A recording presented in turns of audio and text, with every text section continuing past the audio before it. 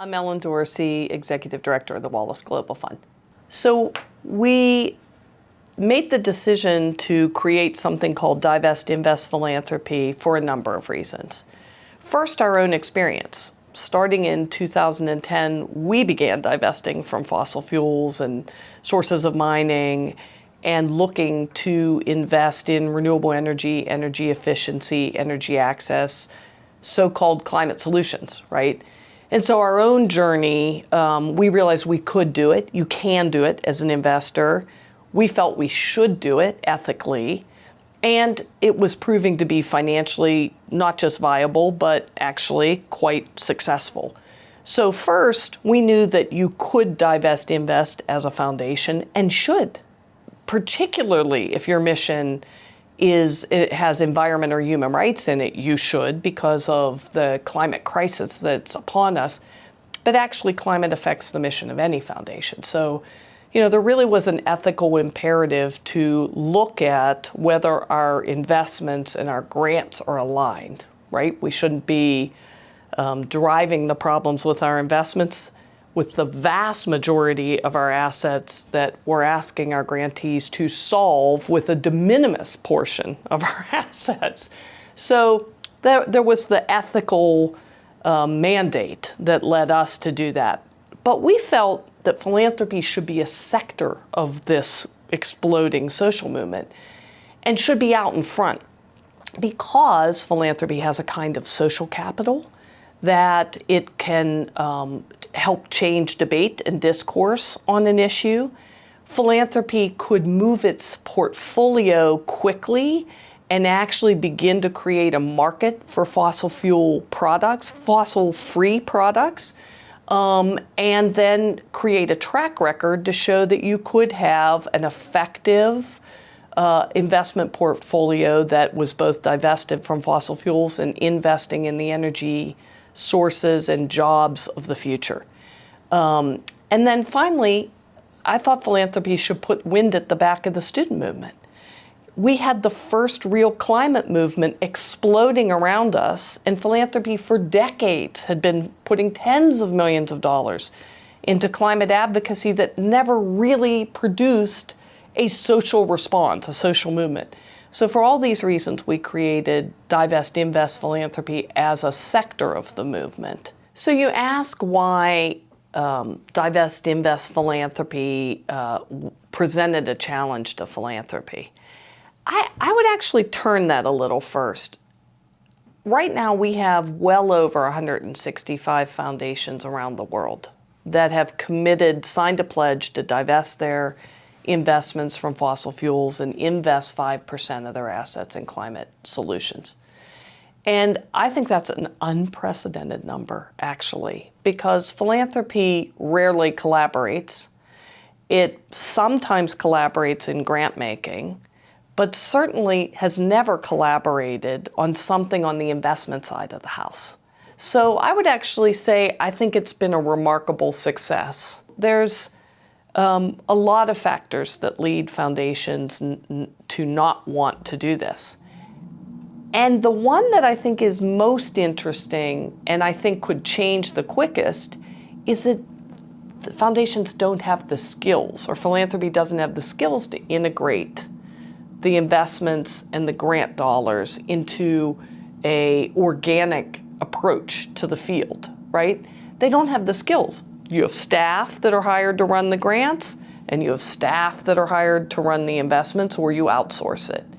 So when you call the question about what is the theory of change of how the investments play a role in the mission, which frankly, you receive charitable tax status to serve the public good, so I think it's a mission-level responsibility, fiduciary responsibility, to ask the question, are your investments serving the mission or not? But once you ask that question and you engage all of the staff and all of the players and the board, things change very, very quickly. But you have to get them all in the same room debating the same question.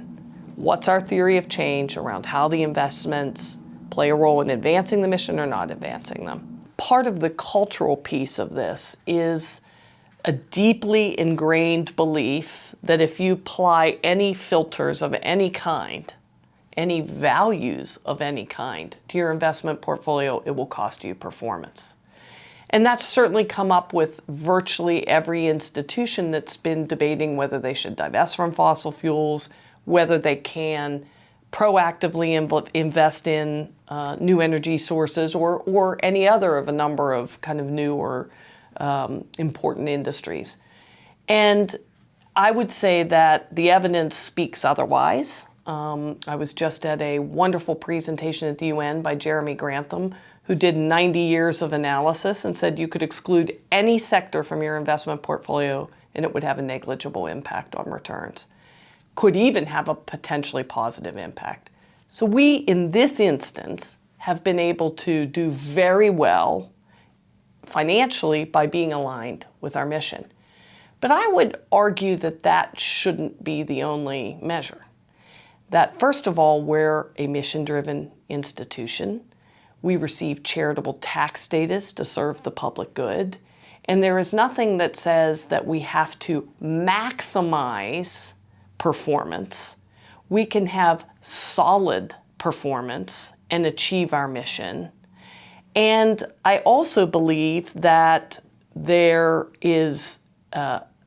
are many myriad of ways that you can achieve the financial returns you want alongside your social returns. So once we made the decision that we were going to overhaul our investments to be as consistent with our mission as possible and still produce the kind of financial returns that we need to operate the foundation and make the kind of robust grants that we want, we started a process where we delved very deeply into what we don't want to be invested in, the kinds of things we do want to be invested in, the amount or percent of capital that we want to invest in highly transformative ways where we're willing to accept a lower rate of return and still have an integrated and balanced portfolio.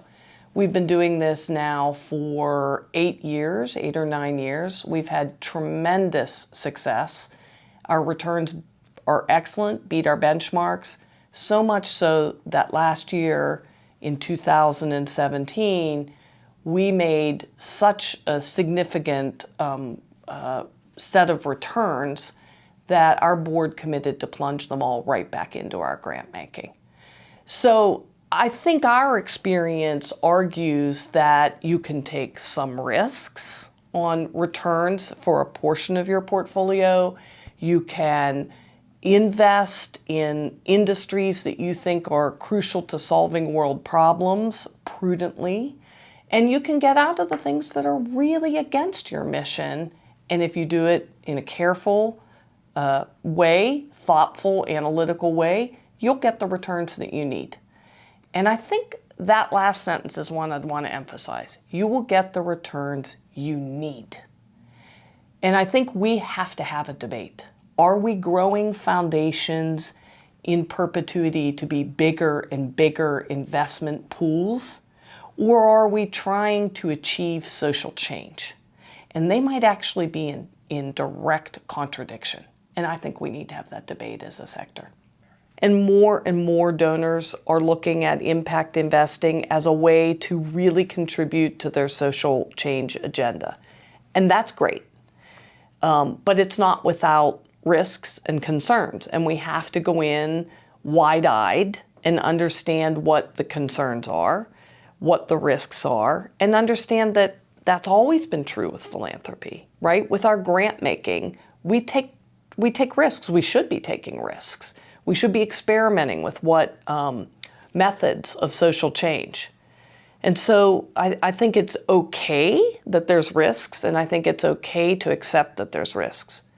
However, what's not okay is to go in and think that all impact investing is the same and that it's a panacea to solving world problems, or that it is somehow preferential to the kind of grant making that we do, the bread and butter donations to organizations to help seed and grow and scale social change.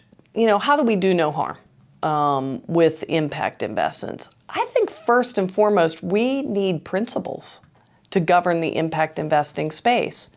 That principles and good practice and examples of good practice. Principles being that impact investors have to be clear about what the community participants